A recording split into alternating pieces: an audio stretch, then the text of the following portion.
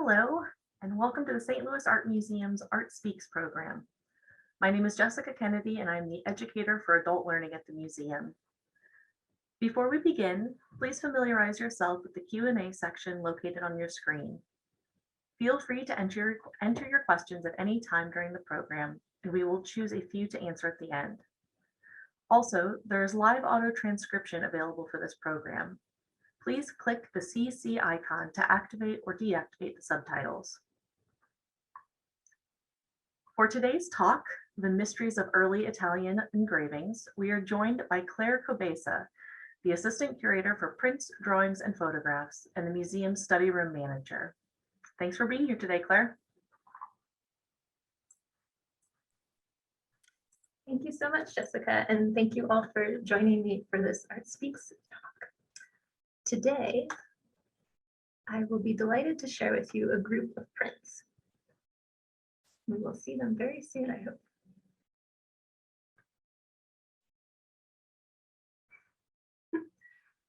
So this is a group of prints that come from the museum's collection and others that are part of a very generous promise gift from Phoebe Dent Weil and Mark S. Weil. Taken together, they raise fascinating questions about the production and circulation of printed images. There we go.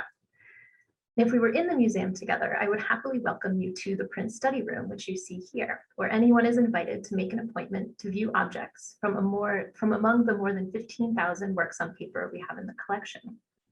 For now, please reach out to paper@slam.org if you would like to arrange a virtual visit, and keep an eye on our website for our reopening. The basic ingredients of printmaking, using a matrix to transfer an image to a support, have long existed. And in this long history, there are many exciting moments where artists have taken up the potential of a new material or medium to create different expectations for what a print could look like, or even how it could function.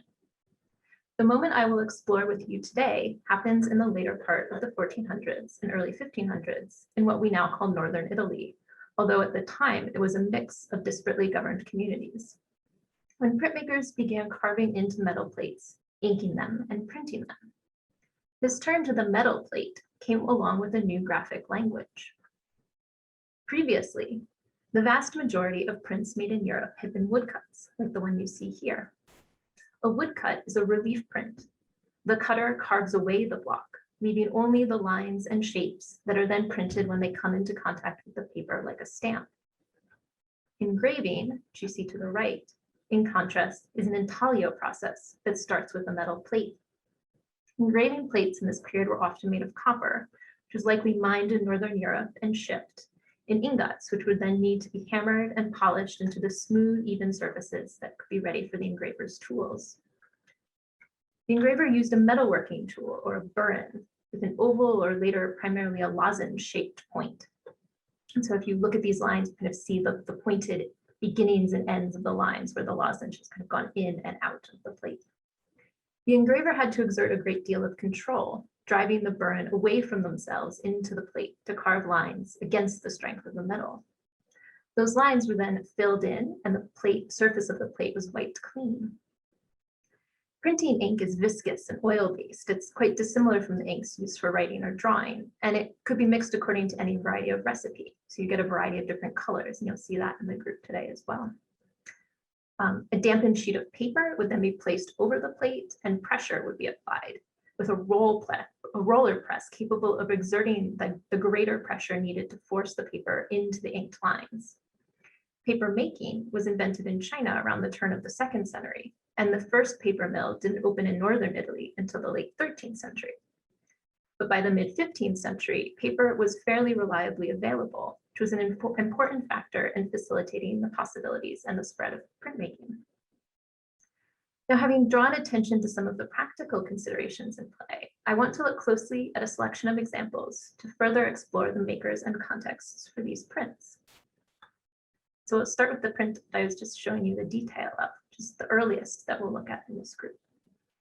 And the condition of this first example highlights one of the conundrums of studying prints from this period, which is that of the sheet's actual survival. Paper is on the fragile side of materials to begin with, and for the most part, many of these prints were made with the intention of being touched and handled. Furthermore, the prints that were made for widest use became just that, used. And so the story that we can tell with objects is in part one of what was valued enough to be preserved, as we will see with some other examples, but it is also a story of accidents. This sheet was found in the binding of a manuscript, and although it might seem rather torn, it is a remarkable example of a type of print that likely made up the bulk of early print production: religious images from the dominant European tradition of Christianity. These prints were often intended to channel devotional feeling in a domestic or personal context, and both woodcuts and engravings provided a means to bring images into close, personal, and regular contact for a wider array of people. Some prints might depict familiar biblical scenes or specific saints or holy figures. Often they would be identifiable to their viewers from the attributes of the objects they held. In this print, we have text that identifies the figure. It reads, Santa Maria de Loreto along the bottom.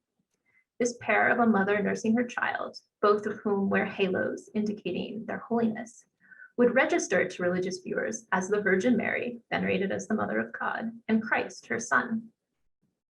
Mary was venerated under a number of titles, often linked to particular geographies, miracles, or her role as intercessor, one who intervenes on behalf of humanity with the divine. This mutability of the Virgin served to encourage devotion at the levels of both the local and the universal. The Madonna of Loreto, as she is identified here, relates to a miracle which was enjoying increasing popularity in the second half of the 15th century. According to the story, the house where Mary lived flew to Loreto, a small town in northern Italy, in the 13th century, after several stops along the way. And now, knowing that story, it becomes possible to read the four angels who have their arms somewhat oddly wrapped around the four pillars, as in fact carrying the house, a sort of architectural structure, with the Madonna and Child inside. And there was in fact an image of the Virgin that was housed in Loreto in the Santa Casa, in the Holy House. Although at this moment it seems to have switched from being a painting to the statue that remains there and remains kind of highly identifiable today. It's not so much that we would understand this print as a reproduction of a particular image of the Madonna of Loreto, but that it's part of a continuum of works that would serve to direct the viewer's attention back to the Madonna herself. The artist is identified as the master of the Vienna Passion, which means that it's an artist who we don't have any name or biographical information for, but scholars have established a group of works, including a series of the Passion that's held in Vienna, and then given a name to the person who's credited with having made all of those works. The printmaker was likely trained as a metal worker, as we know the sort of difficulties of working in the copper plate. And the growth of the Madonna of Loreto's popularity may have spurred the production of this print, whether for distribution to widely encourage the veneration, or perhaps even as a means to raise money for the church, whose construction began in 1468. These are two of a series of 50 small images that would have been divided into groups of 5. In their size and format, they share similarities with another common use of printmaking, the production of playing cards. However, they don't correspond to any known game, and they are not reinforced in the way that cards meant for active play often were. What we do see here are 2 figures, Clio and Philosophy. Clio is number 19 from Group D, and then 28, Philosophy is number 28 from Group C.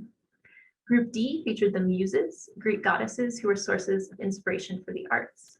And Clio pictured here is the Muse of History, but the presence of the swan also suggests her role as the Muse of lyre playing or song. And Group C featured the liberal arts, sort of a system for organizing the study of knowledge.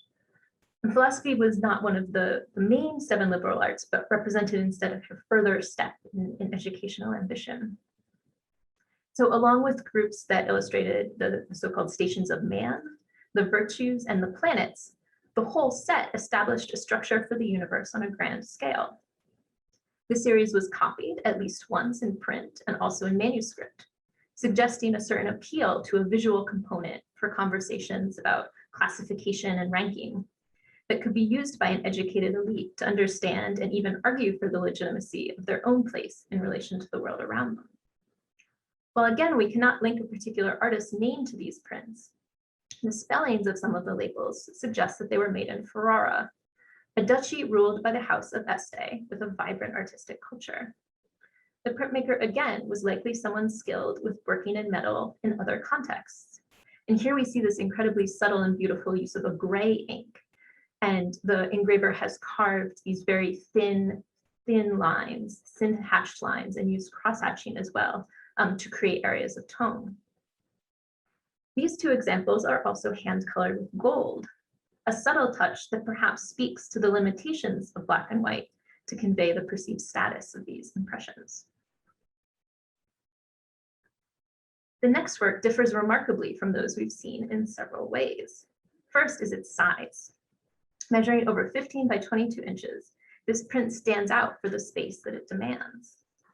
And the fold lines, and if you can see those running along here and then along the middle, suggest in fact the very practical difficulties of fitting a print of this scale into the context expected for a print's use or storage.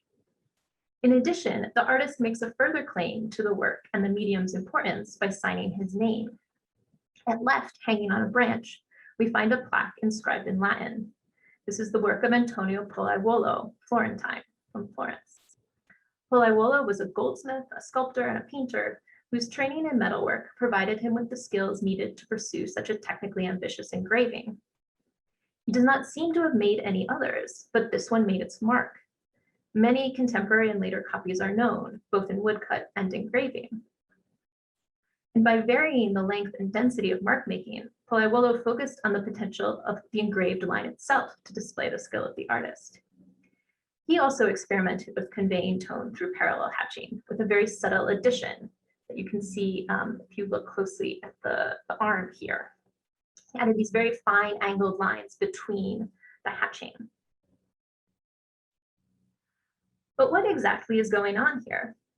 Art historians have long been puzzled by the narrative of the image itself, although it has been linked to an interest in Greek and Roman art that elevated the nude as artistic subject. Pollaiuolo clearly distributes the figures throughout the composition in such a way as to show them from different points of view and in different states of tension. While not anatomically perfect, Pollaiuolo's composition represents a significant step in the reintroduction of the male nude as the subject of artistic practice and a mark of ambition. A more recent interpretation shifts focus from the potential heroism of the naked body to the ways in which nakedness was used as a marker of otherness. Many of the wealthy elite in Florence were deeply implicated in Portuguese trading, including in enslaved peoples from West Africa. Along with this economic interest, grew interest in accounts of the travels that led to contact with and exploitation of these hitherto unknown regions. So viewed in parallel with an account by Alvise Caramosta of a voyage to sub-Saharan Africa that includes a description of a brutal fight between naked men, it is possible to read this print as a visual engagement with the dehumanizing rhetoric that would fuel Christianizing and colonizing efforts of subsequent centuries. Another print of significant scale, compositional complexity, and technical experimentation is this entombment with 4 birds, so titled to distinguish it from a related print with only 3 birds. Here we see the aftermath of the Christian story of Christ's execution. The cross on which he died, flanked by 2 bearing thieves, is visible at right. In the center of the composition, the Virgin collapses at the edge of his sarcophagus, while others lower his body inside. This scene of grief and mourning is almost overwhelmed by the craggy stone tomb that dominates the composition. The printmaker displays remarkable control over the medium in using hatching to communicate areas of light and dark that provide visual variety, but also unify the work into a compositional whole. This print introduces us to one of the most significant and also complicated figures in early Italian engraving, Andrea Mantegna. Unlike Pollaiuolo, Mantegna's name does not appear on any of his works. And while he was a celebrated painter, especially in Mantua, he has no training in any form of metalworking. Based largely on the testimony of Giorgio Vasari, the mid-16th century compiler of a history of artists' lives, Mantegna had long been identified as a transformative figure in developing the visual standard for engravings. the first painter engraver. However, given his lack of technical training, a competing theory suggests that he provided designs for and worked closely with engravers, a scenario that archival material increasingly supports. This debate over the physical extent of Mantegna's involvement with his engravings reveals shifting notions of authorship and challenges our need to accord privilege to an original. Given the close control suggested by the archival sources, we can still understand Mantegna to be responsible for how the print looks, if not for its actual manufacture. What is clear is that prints were rising in stature as artworks, and Mantegna's involvement contributed to that rise. In a letter, Mantegna offers to send his patron, Francesco Gonzaga, another impression of a print, since the prince had given away the first one as a gift. This is a mark of how highly that work was esteemed. So if these extant impressions cannot definitively answer the question of who engraved the plates, they can provide us with a visual understanding of what a good, quote unquote, engraving could look like, and how those stakes changed when an artist of Mantegna's stature engaged in their production. And then what about books? In Europe, there was by this point a remarkably rich tradition of manuscript illumination, so accompanying handwritten texts with various degrees of highly finished and elaborate images. Such books were generally objects of luxury and owned by wealthy patrons or groups. As the printing press increasingly made book production and ownership more widespread, the interest in illustration slowly shifted into print as well. Woodcuts, being relief blocks that could be printed simultaneously with the type used for text, saw the greatest use in early book production. But there were also some early experiments with using engravings as illustrations, one of the most ambitious among them being this 1481 edition of Dante's Divine Comedy. Dante, a 14th century writer whose best known epic poem traces a journey through Inferno, Purgatory, and Paradise, was written in Tuscan dialect, unlike Latin, revolutionary for the time. And I should say this is the 700th anniversary of Dante's death, so it's an exciting year for anyone interested in Dante. And Dante died in exile, but by the end of the 15th century, there was a move to recuperate his relationship to Florence. And Cristoforo Landino, a professor of rhetoric and poetry, was to write a commentary, and then this publication was to be illustrated with engravings. And some of the results are visible here. So on the right, we see the page of a book, and this is evidence of a certain kind of collecting history that privileged the images enough to dissemble them from their original context. And on this page, we see Dante's words rather small, so they're just what's in this small box in the corner, and then Landino's commentary, kind of all the other text on this page. And then we have space that was left for the print. So the text was set in relief and printed, and then the sheet would have to be run through a separate press with the engraving plate to print the illustration. And the difficulty of this operation, you can see how close those lines are to each other. You have to line them up fairly precisely. Must have soon become apparent because often only engravings for the first 2 or 3 cantos were printed this way. And many of the others were printed separately and then pasted in. And so the one on the left doesn't have any text on the back. So it was likely one that was printed separately, either to be distributed kind of on its own, or that it was meant to be pasted in later, and that just never happened.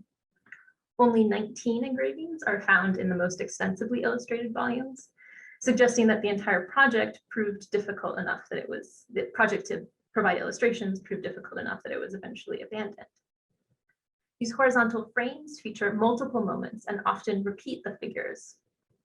At left, so this is the illustration to the very first canto that begins the volume. We see Dante 3 different times. So very first at left, we see him in the wood where the poem begins. And the poem begins, "Nel mezzo del cammin di nostra vita, mi ritrovai per una selva oscura, che la diritta via era smarrita." So when I had journeyed half of our life's way, I found myself within a shadowed forest, where I had lost the path that does not stray. He, as we see if we look a little to the right, does eventually leave the forest. And then he encounters a leopard, a lion, and a wolf. they chase him away, and he meets the Roman poet Virgil, who we see kind of tucked behind the sort of little rock in the middle of the composition. And then in the illustration on the right, which is for the second canto, we see Dante and Virgil in conversation at the left, and Dante's expressing doubt about his ability to undertake this journey. And then we see them again gesturing towards this apparition in the sky. And Virgil reassures him by telling him that Beatrice, who was Dante's great love who had died, had sent him to guide Dante. And so in these two examples, we see that the engravings hew fairly closely to the progression of each canto, and even suggest that sense of movement with this sense of the repeated figures who we follow through the composition of the illustrations, just as we will follow them through the text of the poem. And again here, the name of the artist comes with a bit of a question mark. And thanks again to Vasari, the project had been identified as a group of engravings made by Baccio Baldini after drawings by Sandro Botticelli. Baldini was a goldsmith and engraver from Florence. Botticelli was a painter who did indeed create an elaborate set of drawings that draw on Dante's Divine Comedy. However, the correspondences between these drawings and the engravings are mixed, and it's been suggested instead that Baldini perhaps had access to preparatory materials that Botticelli prepared for his drawings, as well as to a variety of other visual sources. The ambition of commissioning engravings for this project stands out, despite the ultimate difficulties, and suggests that the medium might have been seen as a particularly Florentine celebration of the artistic and technical ability available in the city. So now this is a print that I first wondered about when I saw it now many years ago, pasted into the front blank page of a copy of Landino's Dante that's in the collection of the Beinecke Library in New Haven. And appropriately, it depicts the variety of torments in hell that Dante would eventually observe. But the text on this engraving sets up a relationship between this print and another work of art that's unlike any we've seen so far. It says, "Questo è l'inferno di Camposanto di Pisa." This is the Inferno of the Camposanto of Pisa. So not quite Dante's Inferno. Lucifer does have the same 3 heads, but no wings, for example. But instead an Inferno that was frescoed on a wall of the Camposanto, or the historic cemetery in Pisa. The fresco was heavily damaged already in the 16th century, making this a potentially valuable record of its imagery. But this kind of specific reference to a particular work in that text has few, if any, parallels at this early date. There is a potential example. There's a book illustrated with woodcuts in 1465, Cardinal Juan de Torquemada's Meditaciones, in which the woodcuts are described as corresponding to a fresco cycle in the Church of Santa Maria sopra Minerva in Rome. But again, the loss of that fresco cycle poses certain difficulties in establishing the relationship between the woodcuts and the frescoes.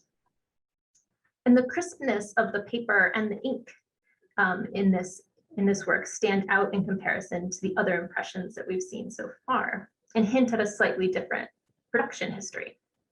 This is likely a 17th century, based on the paper, this is likely a 17th century printing of the plate. And other collections often have impressions from the 19th century. And it even appeared in 1812 in a work called Pisa Illustrata, which is an art historical account of Pisa. So this lack of early impressions and the kind of unusual nature of this inscription invite further research into this perhaps more mysterious than most image, which would be a remarkable early example of the use of engraving to translate a painting into print.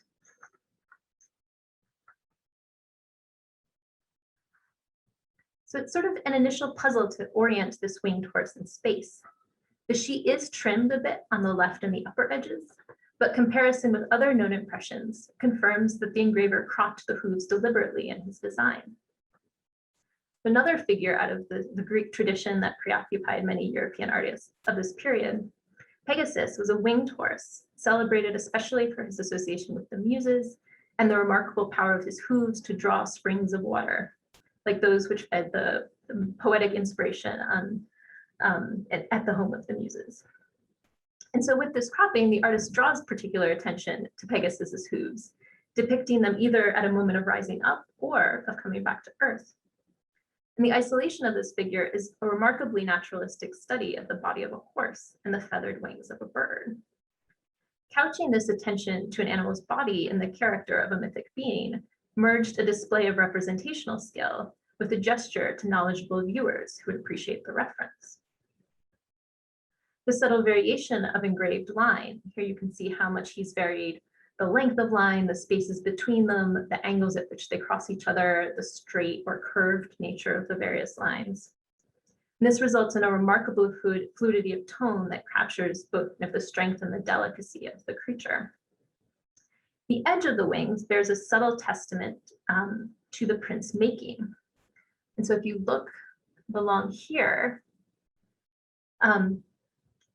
a line of dots is possible residue of a method used to transfer a drawing to a plate. So the artist could have placed the sheet over the plate and pricked directly through it, leaving this kind of light scattering of dots in the cover as guidelines to make the engraved lines. Except here we see them because the design was slightly altered. This is an engraving by Jacopo de Barbari, who signed his works with the caduceus visible in the corner, this staff surrounded by two serpents that was the symbol of the Roman god Mercury.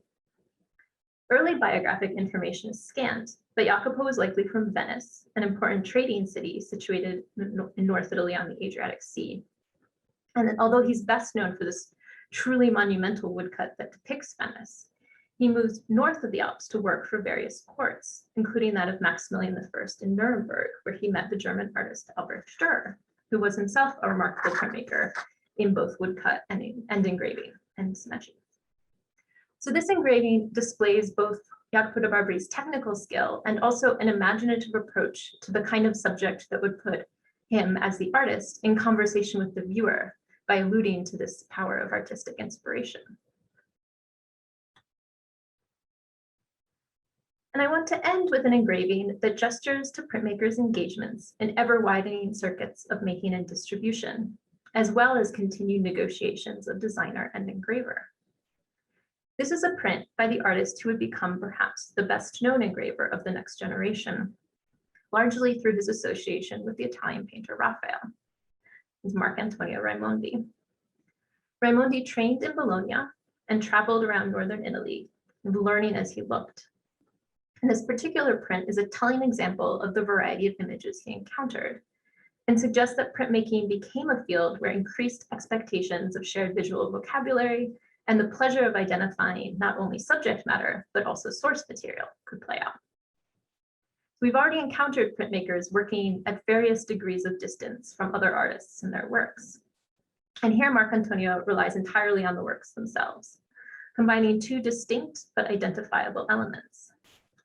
The group of naked men in the foreground is drawn from the cartoons, so drawings done to scale, that Michelangelo, the highly celebrated artist, had made in preparation for a fresco in Florence.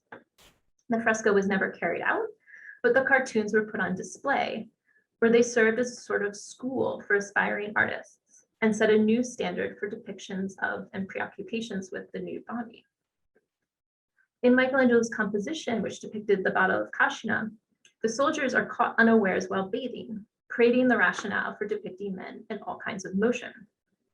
Marcantonio borrows just one group and transposes them to a rocky ground, abandoning the river. Instead, he draws the background from a print by Lucas van Leyden, a Netherlandish painter and printmaker. The result shows the development of Marcantonio's technique, but it is also to some degree a display of taste in identifying the best source for both figures and landscapes out of the artistic panorama that was known to him. Looking at a selection of engravings made over the first 50 years of their production in the Italian context, we can glimpse the preoccupations and prejudices of artists and image makers who found in engraving a new technique in which to display virtuosic skill and an arena free from some of the pressures of patronage and decorum, to experiment with subject matter and to lay claim to an active role for prints that would only continue to shift and expand. Thank you. Thank you, Claire. we do have a little bit of time for questions. So if you have a question, please insert that into the Q&A. Click on the Q&A icon and type it in there. In the meantime, I do have a question for you, Claire. So for some of these prints that were obviously not made for, or maybe not obviously, that weren't made for books, some of the larger ones, how would they have been displayed like we display them now on the wall, or would those have always like lived in a portfolio or something? So more likely the portfolio. It's a good question. We do also have some examples. There's a very famous painting that I think is actually not an Italian painting, where someone has stuck a print to the wall with kind of like wax in the corners. So I mean, prints could be pasted into boxes. There's sort of a tradition of kind of religious prints being pasted in as sort of a protective measure to some degree. So yeah, prints end up kind of anywhere and everywhere. It is true that many of the ones, as I was mentioning, many of the ones that we have today were preserved either by being in books or by being kept in albums. So kind of also calling to mind the kind of close looking context in which many of these would have been viewed, that you were meant to handle them and to touch them and to see them kind of very intimately, which is a very different experience from, say, you know, a monumental sculpture or a big fresco program. Yeah, thank you. All right, we do have some questions. With one question, do we know how expensive these prints would have been? And does that tell us about who the primary consumers were and how the prints were primarily used or appreciated? So this is not an easy answer, is the short answer. So the kinds of prints that would have been distributed kind of in devotional context, probably not terribly expensive. And then some of these other prints, that letter I read from Mantegna, so one kind of possible scenario for the Mantegna prints is that they were sort of deployed as kind of advertising in a sense for his work. And so they were sent as gifts, or they were kind of circulated within a smaller group of people who would appreciate them. So there are all sorts of ways that they kind of made their way around the world, especially at this early moment when I think people are kind of still figuring out, like, oh, you can make, you know, this huge oversized print that in some ways competes with a painting versus, you know, these smaller things that that might be affordable to someone who doesn't have another way of owning an image. Yeah, great. Let's see, we have another one. Thanks for your talk, Claire. I was curious about the prints that resembled cards in dimensions. You mentioned that they probably weren't used like standard playing cards. They seemed like tarot cards to me. What kind of use would have been possible at this time? Yes, so these actually, at one point in time, were known as the Tarocchi of Mantegna. We now do not think they were by Mantegna, nor do they fit. I am not an expert in tarot, but my understanding is that they don't map on to what you would expect out of the tarot deck. So the suggestion that's most common, and I think makes sense, is that they're sort of an educational kind of guidebook. And so they're a way to sort of can play with the whole universe in 50 cards. And I don't know. I think an important aspect of a lot of these works, maybe aside from the book, is that I think they were also loci for conversation. And so I would almost imagine more often than not, especially for those, that you would be looking at them with someone else. And so it would also be about kind of the experience of the conversation that they would generate, as well as just your individual encounter with the work. Right. Cool. All right, we've got one more question, I think. Oh yeah, we're good on time. Oh, multiple. Are there some engravings where there's the print and the metal plate used somewhere? So I guess are the metal plates still existing, I guess is that question. Sometimes, yes. I am trying to think. I'm like scanning the line. I don't know.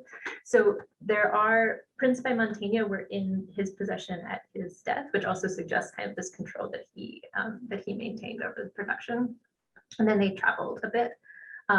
So for example, there's the Calcografia in Rome has this huge collection of plates that I think some are as early as the 15th century. They were metal, so if someone had another kind of use for them, they could be lost. And oftentimes there are a lot of examples where plates are engraved on both sides, and so the artist was kind of making use of kind of as much of the material as possible. But yes, the short answer is engraved plates still do remain. We don't have any from this time or period in the collection. We do have a quite fascinating, I think, Spanish woodblock that's fairly, like Durer's woodblocks, you can still see those as well sometimes. So, yeah. What was the status of printmakers relative to painters or sculptors in the art world? Was there any difference in how they were regarded? Yeah, I mean, I think the sort of, if you scan this shelf and you think about those first two where we don't have names. So that already tells you something about the way in which information about the people who made those prints came down to us.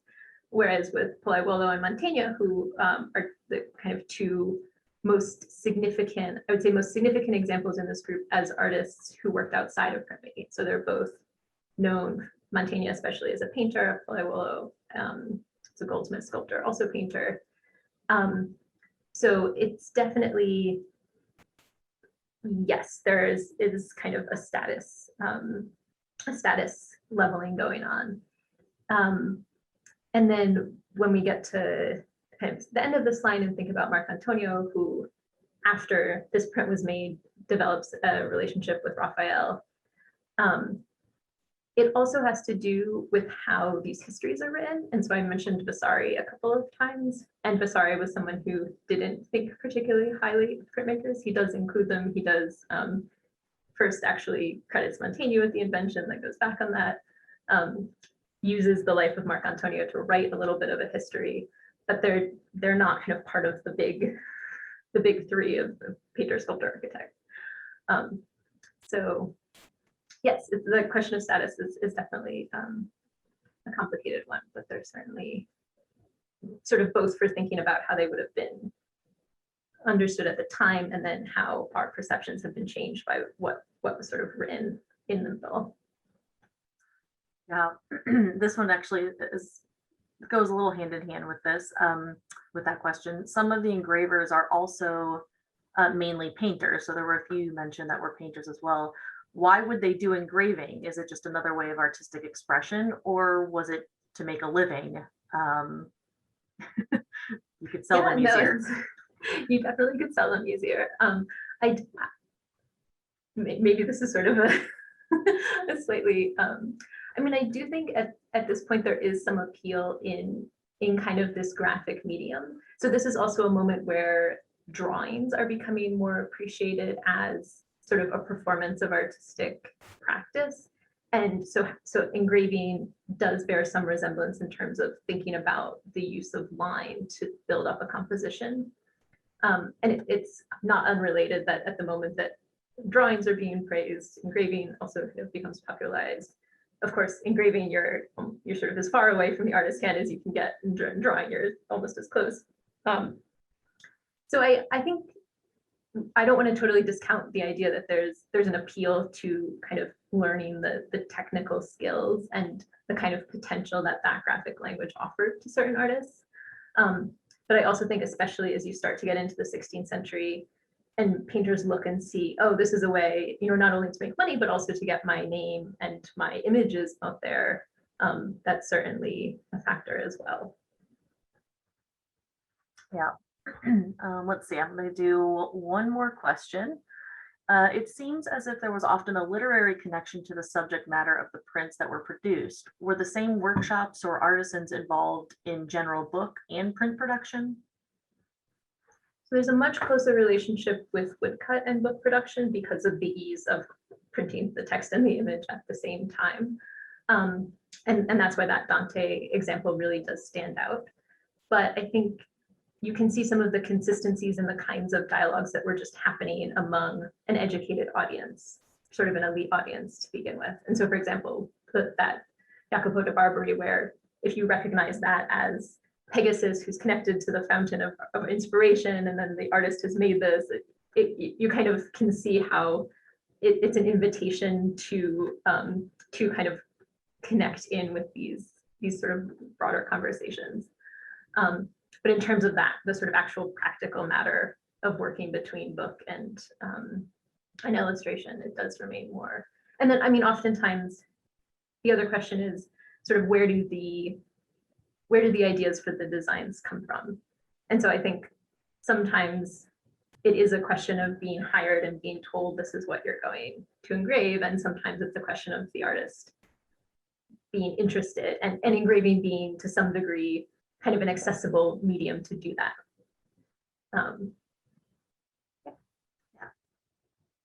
Okay, I lied. I'm going to ask one more question. We have got quite a few of them here. Can we trace a consistent difference in the condition of prints used in devotional context versus those that were more secular in subject and use? Yes and no. So yes, in the sense that I was so excited when I got here. So yes, when I got here and I saw that one on the far left, the one I showed at the very beginning, because it is amazing. Like that's the only impression we know of that print. It's hugely rare to have what to me are sometimes the most interesting objects because they're the ones that the most people saw or handled or used. And then we don't have them. Someone pasted them on their wall or they touched them every night before they went to bed or who knows. That's not to say, I mean, that Mantegna, for example, I don't want to say most, a portion of the works that Mantegna did are also religious images. So if you are trying to appeal to a certain kind of patron class, you're certainly not going to ignore religious imagery. So I'm realizing that maybe my selection is a little skewed. Those are the only two that are religious in nature. Well, and fair enough, you could argue a little bit as well. That's coming out of a religious context. So, how is the question phrased? Sorry. That's okay. I'm sorry, I need to pull that back up. Can we trace a consistent difference in the condition of prints used, devotional versus secular? So I would say no, that they fall kind of on both sides. And then what I was saying before about like prints used as sort of decoration, a lot of times those could have been secular, and then those are things we've lost as well. So yeah, it's a bit hard to say, but I think find them on both ends. Yeah. Okay. Well, thank you so much, Claire. This was great. And thanks to everyone who joined us today. If you'd like, register to join me next week to hear curator Amy Torbert give a special Earth Day inspired presentation about several 19th century artists who were simply fascinated by nature. Thanks, everybody, and have a good day. Thank you.